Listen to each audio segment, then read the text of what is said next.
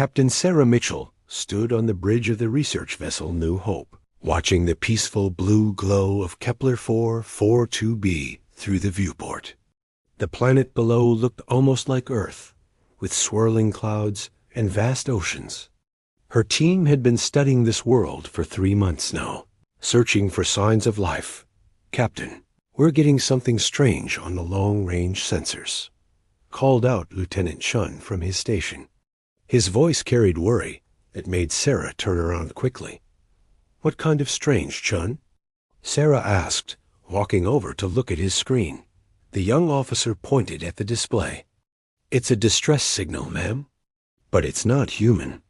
The pattern is completely different from anything we've seen before." Dr. Jung-Hoon Park, the team's xenobiologist, looked up from his research tablet. "Did you say non-human? That's impossible. We're the only species that has made it this far into space." Sarah felt her heart beat faster.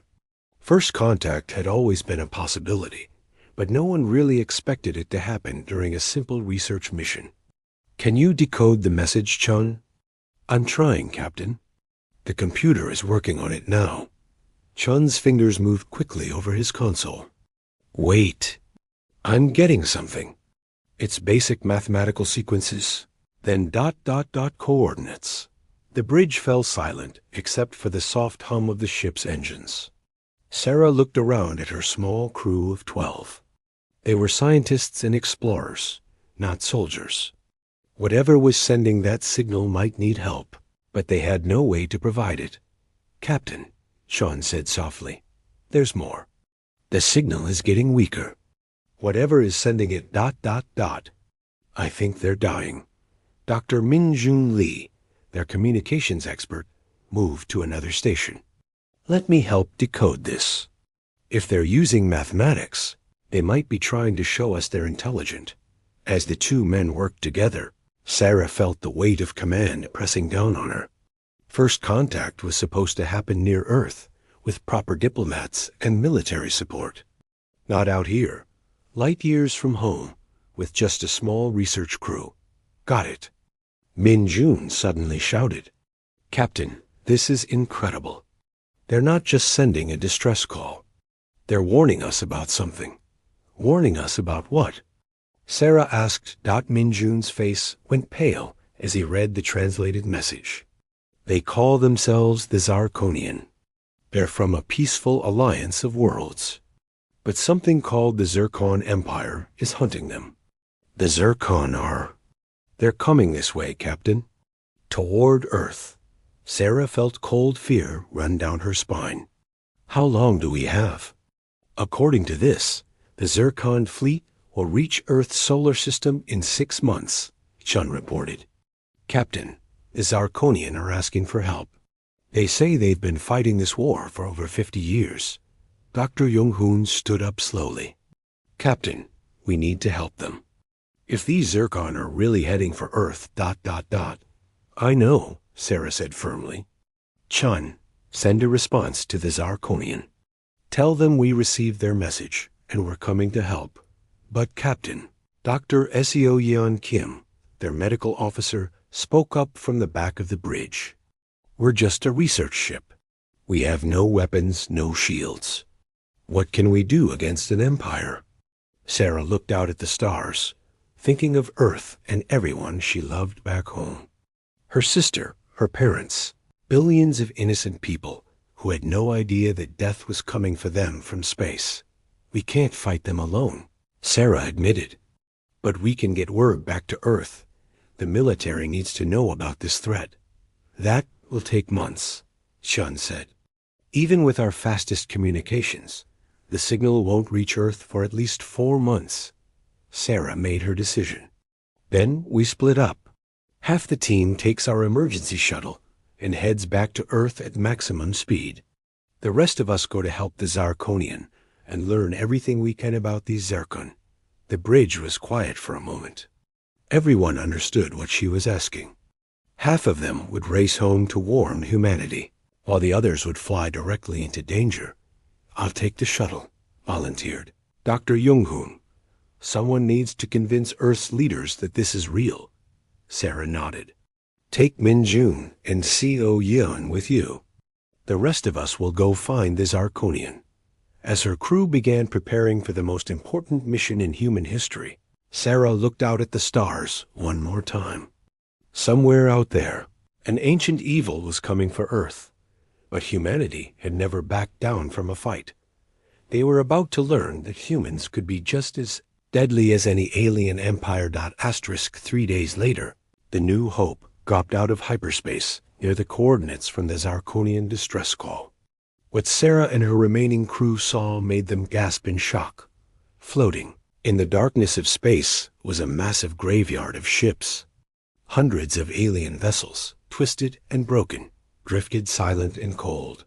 Some were as small as fighters, others as large as cities. All of them were dead. "My God," whispered Dr. Chun, now serving as both pilot and sensor operator.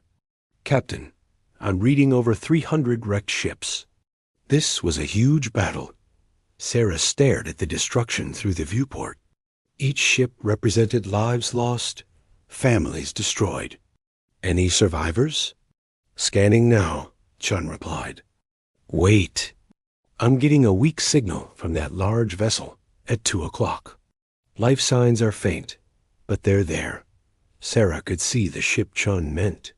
It was enormous, maybe 5 kilometers long, but its hull was cracked and burned. Pieces of it were slowly breaking away and floating into space. "Take us in carefully," Sarah ordered.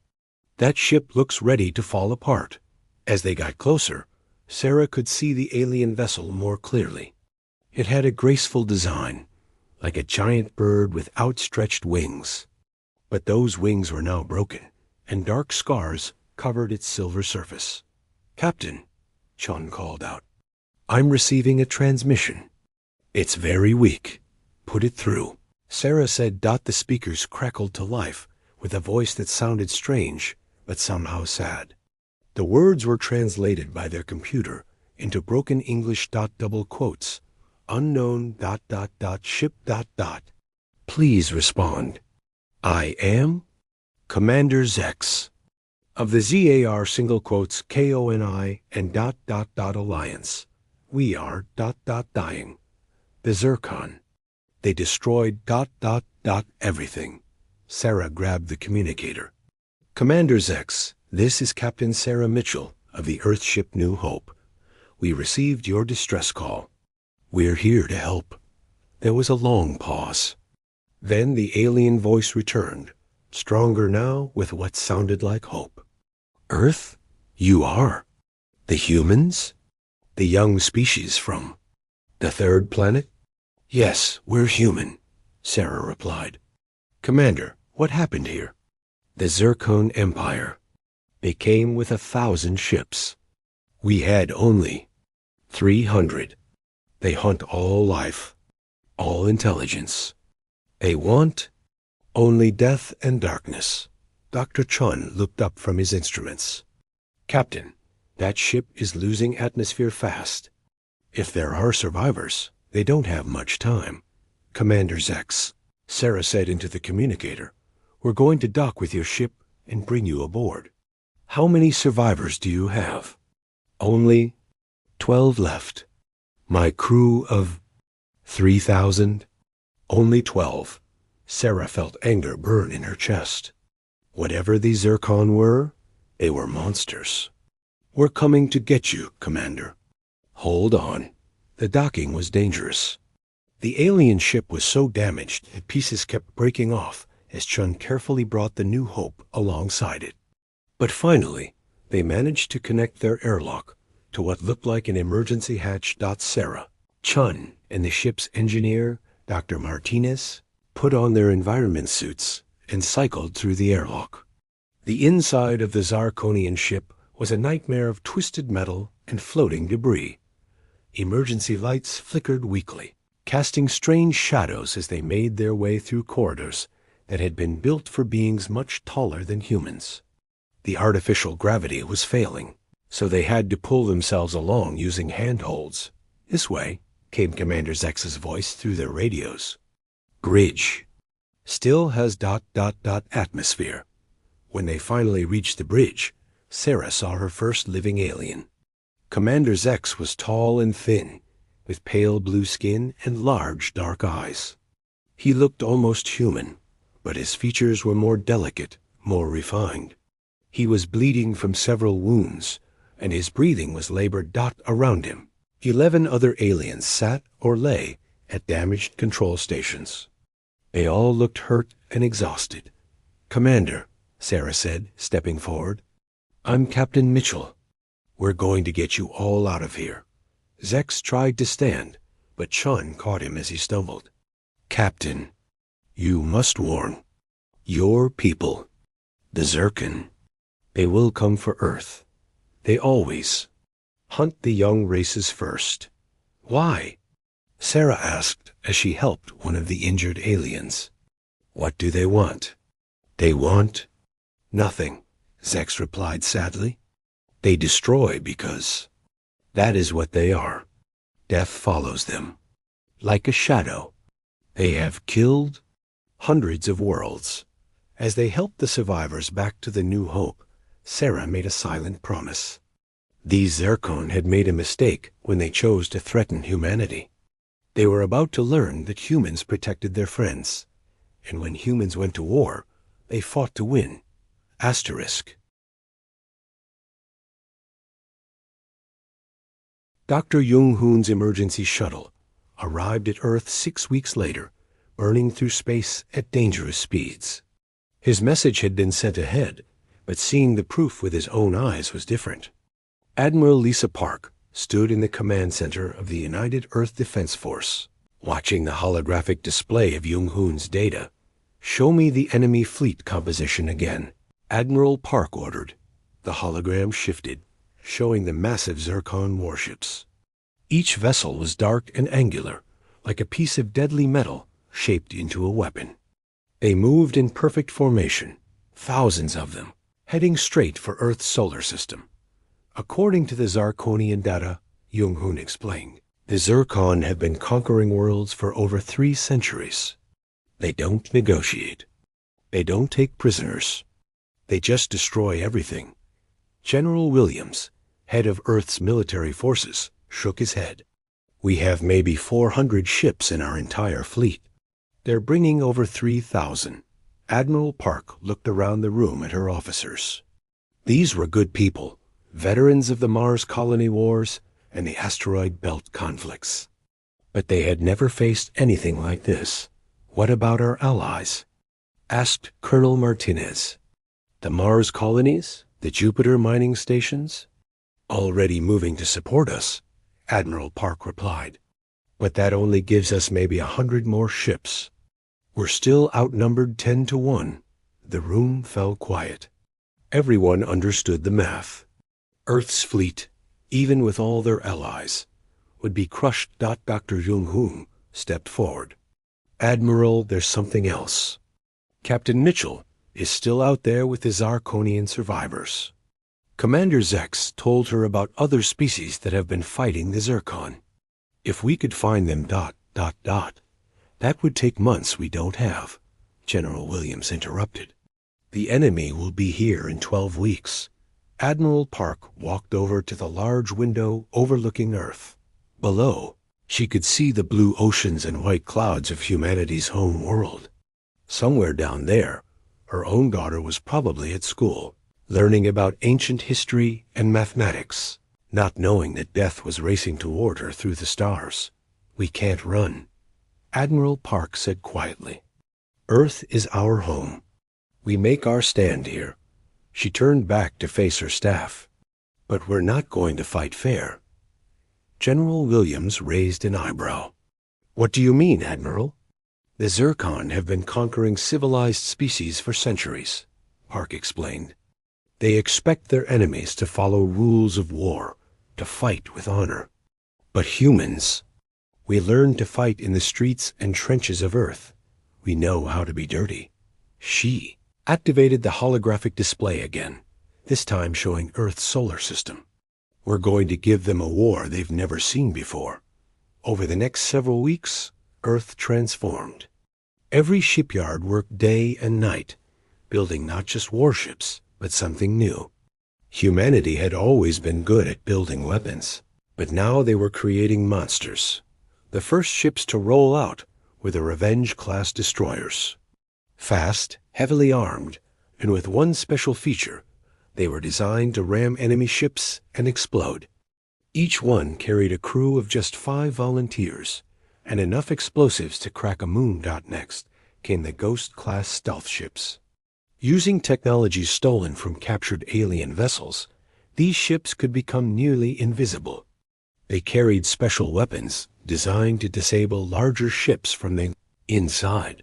But Admiral Park's most dangerous creation were the swarm ships. Tiny, fast vessels that moved in groups of 50. Each one was barely larger than a fighter, but they carried a weapon that could punch through the heaviest armor. The Zircon think in terms of big ships and massive battles. Admiral Park explained to her captains, "We're going to hit them with 1,000 cuts."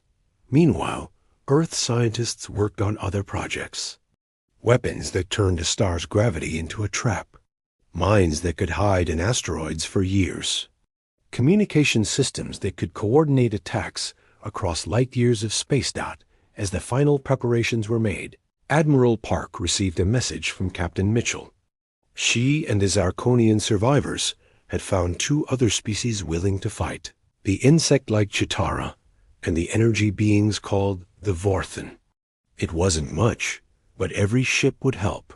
On the day the Zircon fleet was detected entering Earth's solar system, Admiral Park stood on the bridge of the flagship Terra's Wrath.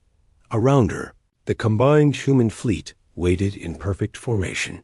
The Zircon had come expecting to find a frightened young species begging for mercy. Instead, they were about to meet humanity at war.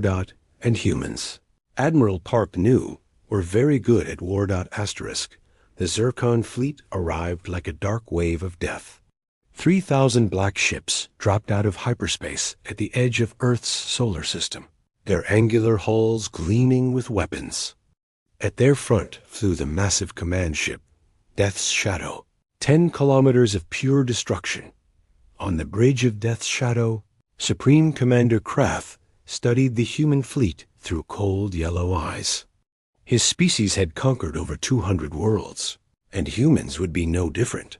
"Pathetic," Krath growled to his officers. "They have only 500 ships. We will finish this in one day." But Admiral Park had not placed her fleet where Krath expected. Instead of forming a traditional battle line, the human ships were scattered throughout the solar system. Some hid behind asteroids, others near the gas giant Jupiter, and a few even close to the sun itself. "All ships," Admiral Park transmitted from the bridge of Terra's Wrath, "remember the plan. We are not trying to win a fair fight. We are trying to save our home." The battle began when the Zircon fleet moved toward Earth. As they passed the asteroid belt, Admiral Park sprang her first trap. "Now!" she commanded. Hundreds of hidden mines exploded throughout the asteroid field. But these were not normal explosives. They were gravity bombs, weapons that created temporary black holes. Dozens of Zircon ships were crushed instantly or torn apart by impossible forces. "Clever," Kraft admitted as his fleet regrouped. But tricks will not save them. The Zircon pressed forward, but then the Ghost-class ships struck. Nearly invisible, they slipped through the enemy formation and attached themselves to the largest Zircon vessels. Once inside the enemy shields, they released swarms of nanobots that began eating through the ship's hulls from the inside. Captain Sarah Mitchell watched the battle from the bridge of the rebuilt Zarkonian ship New Dawn. She and Commander Zex had arrived just in time with their alien allies. The Chitara brought 50 ships that looked like giant metal insects, while the Vorthen appeared as balls of living energy that could phase through solid matter.